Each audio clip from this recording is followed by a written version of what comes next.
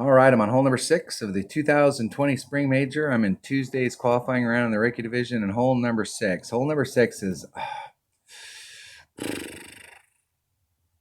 hole number 6. Here is the deal.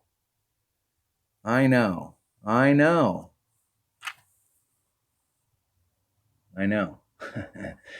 that if I hit it through this gap and can get up into this range right here, I can get right on the other side of this right here and go straight at the cup. Now, with the sniper that I have, it only hits 160. It's not developed yet, and I may have a red line here issue here, even with a 3-power ball. Maybe, I don't know. My Guardian could get me up there as far as distance, but it has no topspin, and I know I'm going to need a little bit. I'm going to need something to get me to the cup. My big dog has limited ball guide coming at it that way. The problem is getting out here and trying to figure out what you need to come in is not the problem. The problem is if you get caught up anywhere back here with lower level stuff, you are screwed.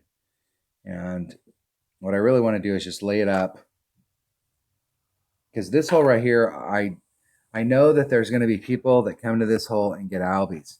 I mean, I know it. I mean, that's just the way that it works.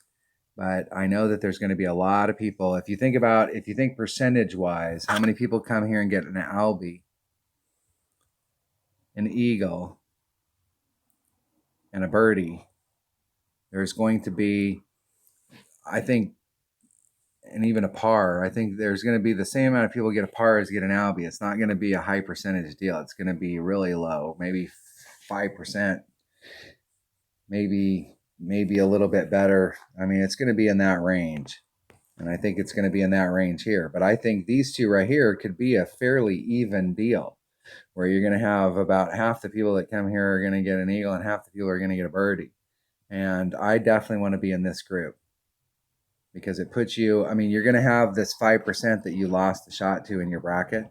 But the deal is, overall in your bracket, you're going to be better off, because there's going to be a ton of people down here in this bracket, this group.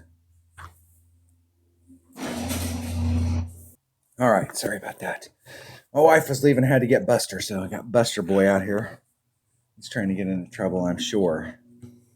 So the shot that I like to work on this hole is to, instead of trying to get out into this area right here, and if you look on Golf Clash Notebook, they'll show you one landing zone right here, and then another landing zone when you're further out coming at it, is that you can, if you've got, and I prefer to take this with the most accurate club in my bag, trying to get it into this zone right here where you're in the 295 to 300 range. And then taking a big dog, and you want to be 2 rings of separation off of this transitional surface, and coming up to the top, and what it's been is like 2.5 less than max topspin. It's kind of where the range is. My shot at Albie is very limited. With lower developed clubs, it's easier to lay it up right here, because if anything happens to you when you're out here, it doesn't really matter if you have upper or lower developed clubs. If anything happens to you out here, you're screwed. But there is a way that you can lay it up right here and then just come out at this direction.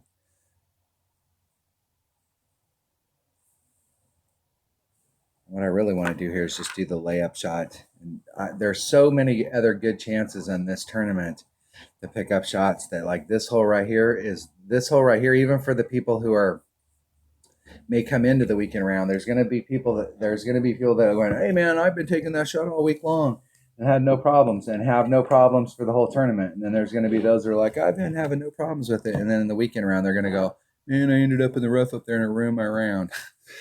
I don't want this hole to ruin my round. It's kind of like a par 3. I just want to get my eagle and go home, and I want to really kind of focus my notes on my other shots. So let's see what I got. My options here.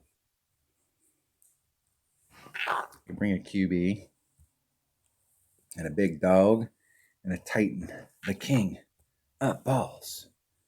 I'm going to bring a Titan just because if I get into a spot of bother there, let me make sure. Just in case I don't have enough distance with that QB, let me make sure I have a bag. Make sure my other bag's got a big topper and a big dog in it. And I'm not trying to dig too deep into that hole. I'm just trying to get to 295 to 300 yards. I don't need to get greedy.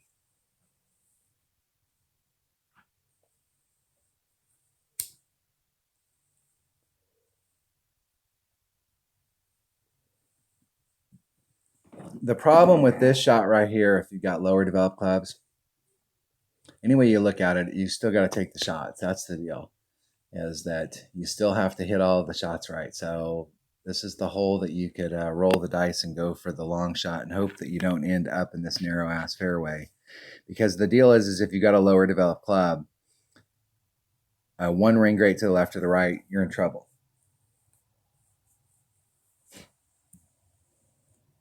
Now, if you bring out a bigger ball, your second bounce is almost completely through that area.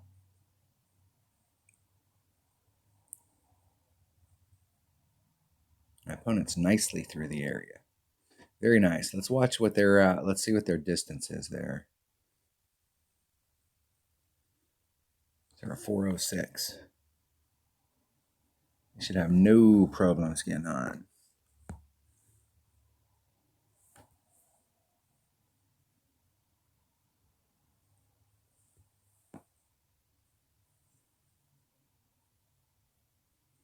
Three, four. Just try and lay it up. Just a rub, just a little to the right, but I'm not trying to curl it into that hole. Isn't it perfect? I don't know how far that's going to go out there. That should put me pretty close to the 295. 297.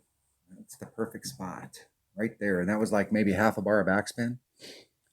With my rock, because it has more raw distance. And we got a horizon. They have a level 3 horizon. Let's see, they didn't check their distance there. There is a rough bump that you can do there. That's why they brought the horizons, because it's got that topspin, but because your Viper's only got what, 3? So they do have some options if they can get out there.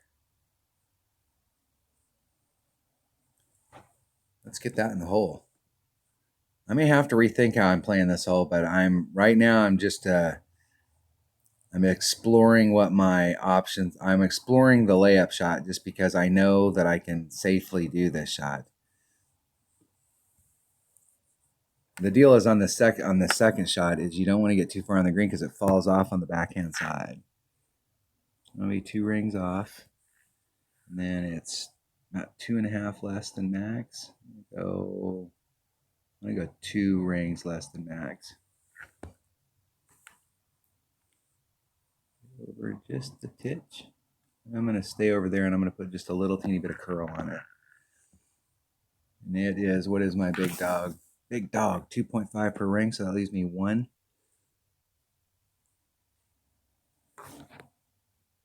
So it's a ring and 2/5. Just a little teeny bit of curl. Isn't it perfect? See how that topspin works.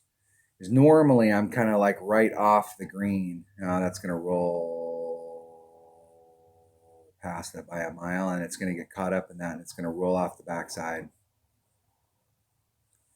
And roll and roll and roll to the French.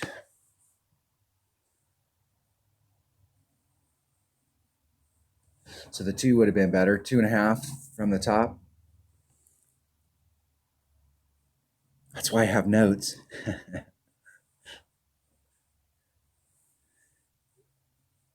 I haven't been. In practice, I wasn't bringing out big enough ball. I was just out there dinking around. I actually shot it with a Marlin just to see what it looked like. And you can do that layup shot with a Marlin. So if you get to this hole in one-on-one, you don't have to bring out a big ball. You can do that layup shot and you're on with a lower level ball.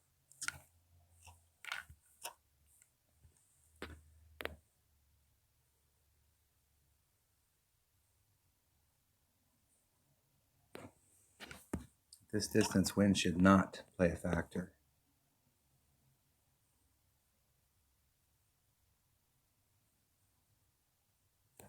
Hitting it perfect. In the hole. Eagle. For me, that's the goal on this hole.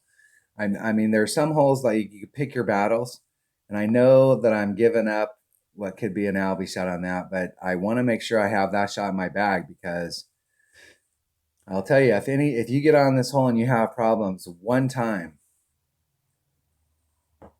where you're having issues, or if you've been having issues on that hole, there is a layup shot that you can do that's not that tough. Let's see if I can get up there with my Saturn. I'm right at max club. Get where I can see what's happening. What's happening? I know I'm doing a 20%, so 10% would be 3, that'd be 7, that'd be 4-1. It's 3.8s right there, so we're just a smidgen over 2 rings.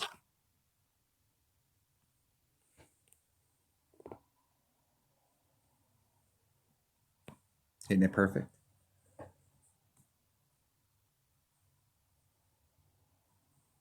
Just a bit outside.